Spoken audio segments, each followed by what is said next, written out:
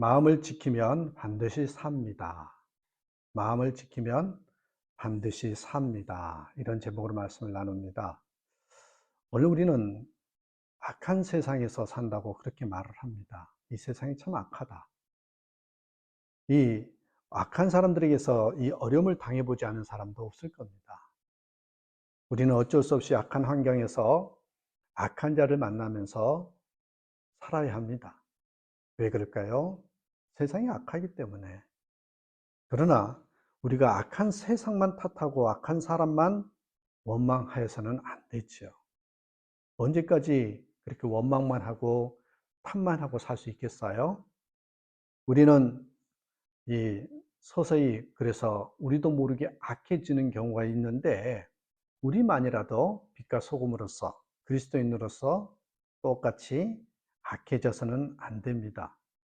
미워하면서 닮아가서는 안 된다는 거죠. 오늘 본문에 나온 다윗은 악한 자로부터 엄청난 고통을 당하면서 요 절박한 기도를 하나님께 드리고 있습니다. 1절에 보니까 반석이신 나의 주님, 내가 주님께 부르짖으니 길을 막고 계시지 마십시오. 주님께서 입을 다무시면 내가 무덤으로 내려가는 사람같이 될까 두렵기만 합니다. 주님의 지성소를 바라보며 두 손을 지켜들고 주님께 울부짖을 때에 나의 애원하는 소리를 들어주십시오. 세상은 너무 악한데 하나님은 왜 침묵만 하고 계시냐고 하는 것이죠. 정말 이 세상은 악하고 힘든데 하나님 왜 안 도와주십니까? 이렇게 요청하는 기도입니다. 하나님이 악한 자를 심판하시기를 기다리다가 죽겠다고 부르짖는 거죠. 우리도 이런 심정일 때가 많지 않습니까? 그런데 이럴 때 조심해야 될 것은 그러다가 우리 심령도 악한 자처럼 강팍해진다라는 것입니다. 다윗도 그랬습니다. 다윗은 악한 자들을 향해서 분노합니다. 저주합니다. 4절, 5절 보십시오. 그들의 행위와 그 악한 행실을 따라 그들에게 고스란히 갚아주십시오.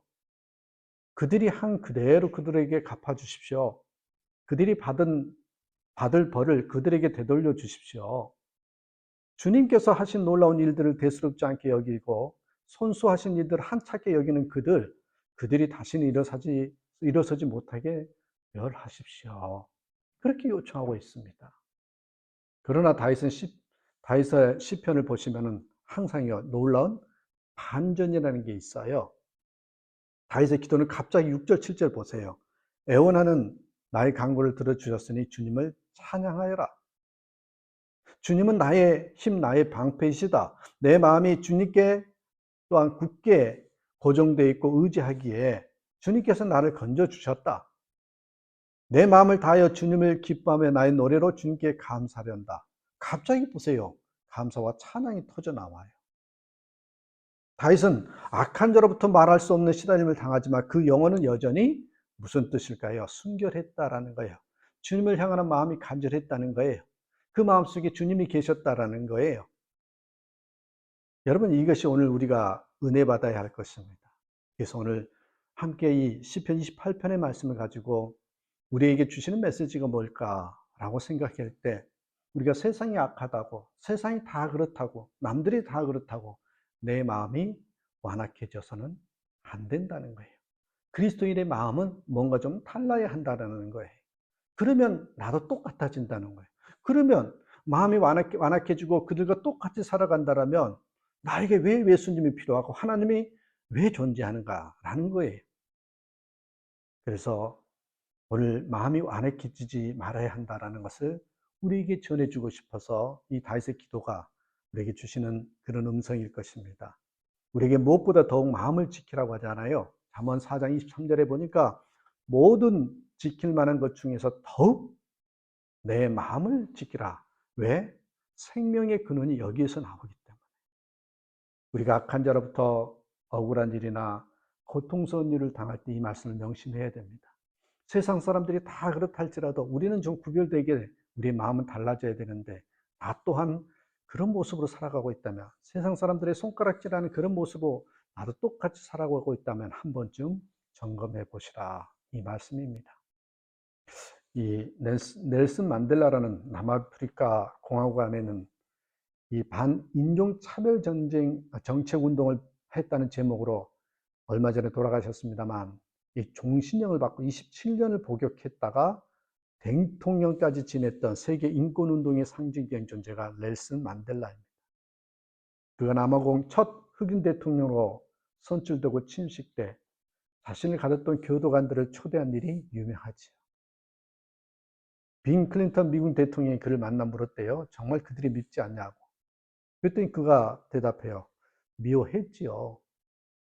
그러나 어느 날 채석장에서 바위를 캐다가 문득 그들이 내 정신과 마음 말고는 모든 걸 빼앗아 갔다라는 걸 깨달았습니다. 그래서 나는 그것만은 절대 내주지 않기로 결심했다. 내 마음, 내 정신, 이것만큼은 내가 빼앗기지 않겠다고. 저들에게 작동되지 않겠다고. 그렇게 결심했다는 거예요. 그래서 빈 클린턴 대통령이 이어서 물었대요. 감옥 안에서는 그렇다 치고 감옥에서 나올 때 다시 증오가 솟구치지 않았던가요? 맞습니다. 그랬지요. 하지만 다시 생각했습니다. 이 사람들은 나를 27년이나 감옥에 가뒀는데 그들을 증오한다면 계속 갇혀 있는 거나 다름없지 않느냐고.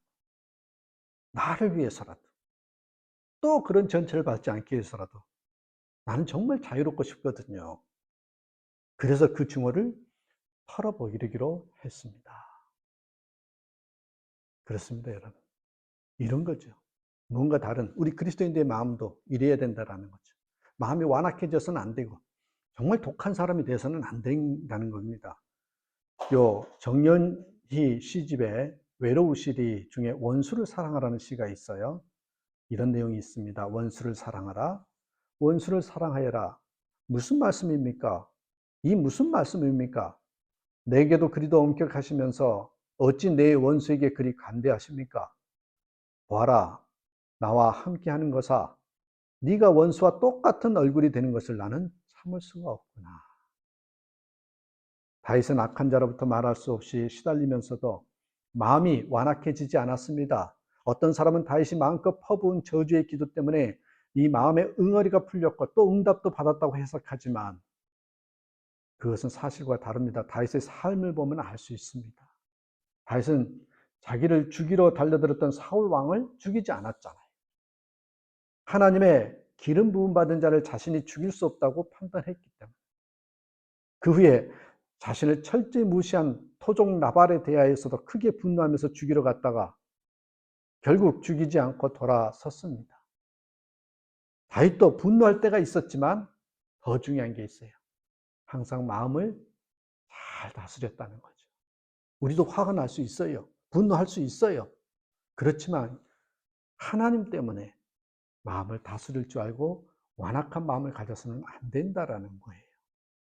이것이 다윗을 위대한 삶을 살게 만들었던, 다윗을 살게 했던 그런 거예요. 마음을 지키면 그래서 살아나는 거예요. 그러면 이제 중요하죠. 마음이 완악하게 하지 말아야 되는데, 그렇게 살아서는 안 되는데 어떻게 해야 되느냐? 다윗을 보면서 우리가 정답을 또 찾아야 돼요. 그 해결책을, 방법을 알아야 합니다. 그게 뭘까요? 하나님을 바라봐야 완악해지지 않습니다. 늘 말씀을 묵상해야 완악해지지 않아요. 늘 주님께 물으면서 살아가야 마음이 완악해지지 않아요. 안 그러면 완악해질 수밖에 없다는 거죠. 다윗이 악한 자들에게 끊임없이 시달리면서 그 영혼이 고결할 수 있었던 것은 그가 마음으로 항상 하나님을 바라보았기 때문이죠. 7절 보십시오. 내 마음이 주님을 굳게 의지하였기에 주님께서 나를 건져주셨다. 내 마음 다하여 주님을 기뻐하며 나의 노래로 주님께 감사련다. 이것이 다윗의 위대함의 비밀이요 열쇠입니다. 또 시편 16편 8절. 저 개인적으로 참 좋아하는 말씀인데 내가 여호와를 항상 내 앞에 모시며 그가 나의 오른쪽에 계심으로 내가 흔들리지 아니하리로다. 이것이 다윗의 삶의 원칙이었습니다. 악한 자로 인해서 괴로움을 당한 것은 우리 책임이 아니지만 악한 자를 묵상하는 것은 우리 책임인 것입니다. 우리가 악한 일을 당하여도 얼마든지 영혼은 고결할 수 있거든요.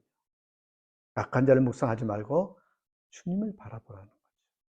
세상을 살다 보면 억울한 일도 있고 마음에 안 들 일도 있고 참 내 뜻대로 안 되니까 참 짜증나고 힘들 때가 있지만 그것을 묵상하지 말고 왜 하나님께서 이 일을 허락하셨을까? 그 하나님을 바라볼 수 있는 그런 시선을 빨리 돌릴 수 있는 그런 사람이 믿음 좋은 사람인 거죠. 일제시대 신사참배 문제로 두 사람이 재판을 받았어요. 판결은 주범은 6년, 종범은 3년형이었습니다. 그때 종범인 젊은 전도사가 벌떡 일어나서 6년형을 받은 사람에게 큰절을 하면서요. 형님, 부릅시다. 천국에서 큰 상을 받을 것을 생각하니 정말 형님이 부러웠다고. 그러면서 절을 했다는 거예요. 참 대단하다 생각이 들어요. 넬슨 만델라 이야기했습니다만 자신의 마음을 고결하게 지킬 수 있었기 때문에 남아공 대통령으로서 인종차별을 종식할 수 있었습니다. 그도 사람인데 어떻게 그 악한 환경에서 마음을 고결하게 지킬 수 있었을까요? 그는 고백합니다. 길고도 긴 감옥 생활 중에 하나님께 늘 감사했고 하늘을 보고 감사하며 땅을 보면서 감사하고 물을 마시면서도 감사했고 음식을 먹을 때도 감사했으며 강제 노역을 할 때도 감사했다는 것입니다. 우리는 환경이 악하고 악한 사람들로부터 말할 수 없는 고통을 당할 때 정말 바라보아야 할 것은 하나님입니다. 다시 말하면 마음이 완악해지지 않고 정결하고 고결할 수 있는 방법은 딱 하나밖에 없어요.